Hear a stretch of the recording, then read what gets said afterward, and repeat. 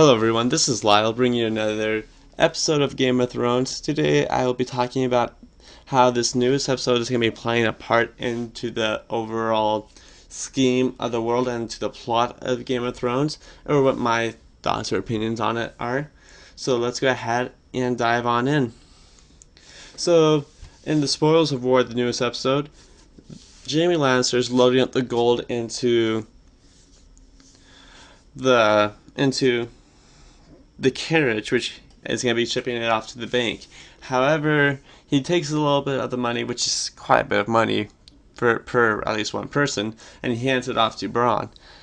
And he's like, "Well, where's my castle?"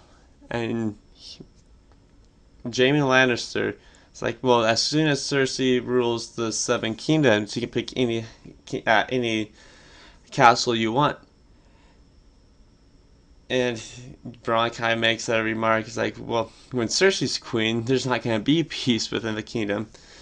And Jaime Lannister is like, "Well, stranger things have happened." And Bronn says, "Like what?"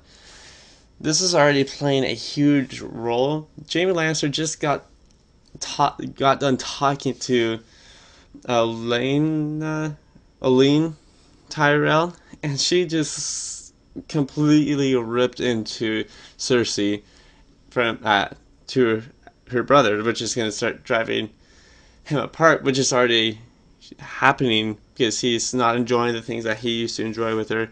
He's kind of starting to see that she's a monster. And this is just another little jab that they take at Cersei from another character.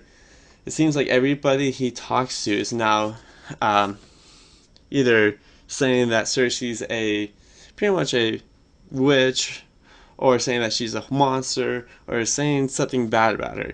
And this is going to start playing into a major part, wedging Jaime Lannister away from Cersei, which is going to be great. I'm just going to throw that out there. Let's go ahead and talk about one of the next major, not necessarily the next thing. I'm going to be trying to jump in throughout the episode. But let's go ahead and talk about Littlefinger's quote after he gave Bran his sword, Cutthroat. So he says that chaos is coming back to worlds of chaos, that it must be strange. But Bran's like, well, chaos is a ladder, which is a throwback to a previous episode, I forget which episode, where Littlefingers is talking about how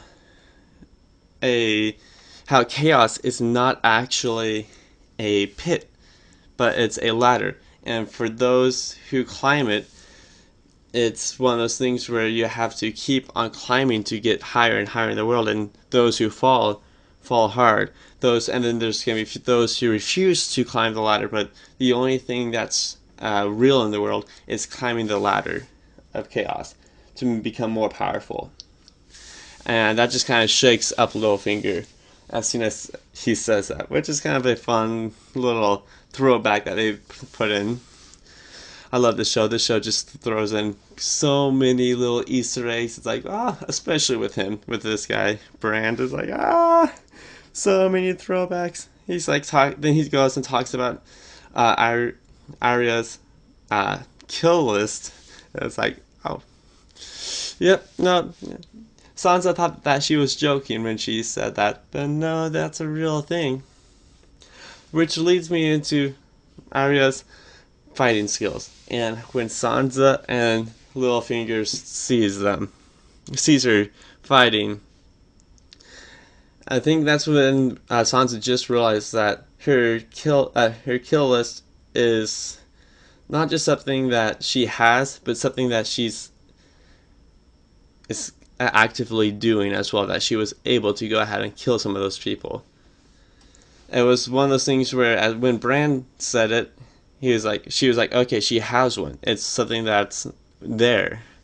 But after seeing her fighting skills, it's one of those things where it's like, she was doing this. She was on a mission. She was probably going to kill Cersei if she didn't return back. Alright, we're going to go jump back into the beginning of the episode. Not necessarily the very beginning, but back to the bank. I think the bank's going to play a huge part into this. because you can see some of the statements that they were saying.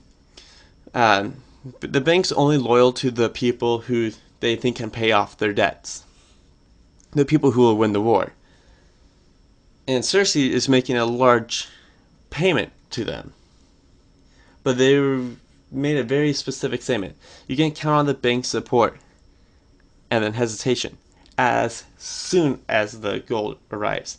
I think that this is going to be foreshadowing, and this could foreshadow Cersei potentially losing the bank support if she loses the money, or just showing how loyal the bank is if they see Cersei starting to lose, how fast will they withdraw from her? How fast will she lose their support? Because without money, she doesn't have the ability to fight off Queen Daenerys, or at least effectively. So that could play a major part into this upcoming few episodes. And then let's go ahead and talk about, since we're on the war topic, how Queen Daenerys comes and talks to Jon Snow after she follows Tyrion's advice to no avail.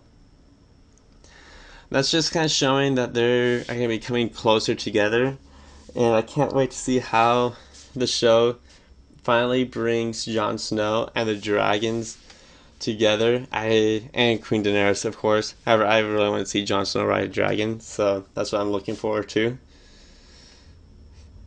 But I want to see how you can just kind of see that relationship between Jon Snow and Queen Daenerys kind of just growing throughout the episode. You can see when Queen Daenerys went into the cave that she's it wasn't just the childlings, or I forget exactly what they're called, and the humans were both fighting off White Walkers, and Jon Snow shows her that, and she's like, well, she still insists that he bends the knee, and he still refuses.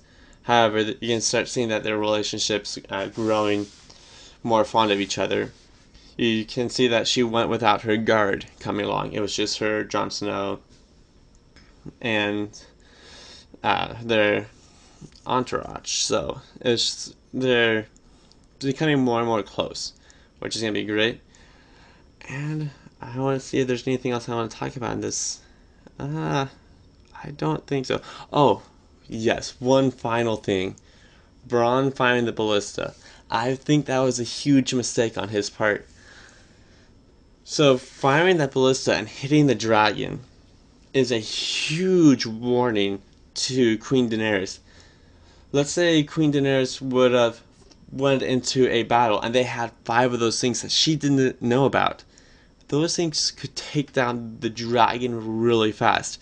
First of all, Bronn was the only one using it, and he used it with skill. It was easy for a single person to use.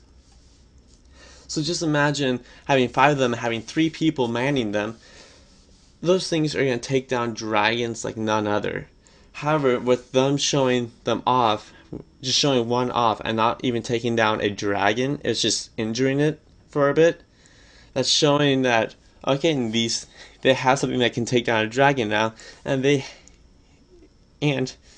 it's one of those things where it's like, now you haven't taken down a dragon without, it's showing your ace in the hole without getting anything from it. You're warning the enemy of something that you have that you shouldn't have shown them. She shouldn't have known that you had a weapon that can take the dragon out. So that was a big mistake on his part. And on Jaime Lannister's shot calling, I would say. He should have let the dragon burn that, and should have let that just go down with the flames without showing it off.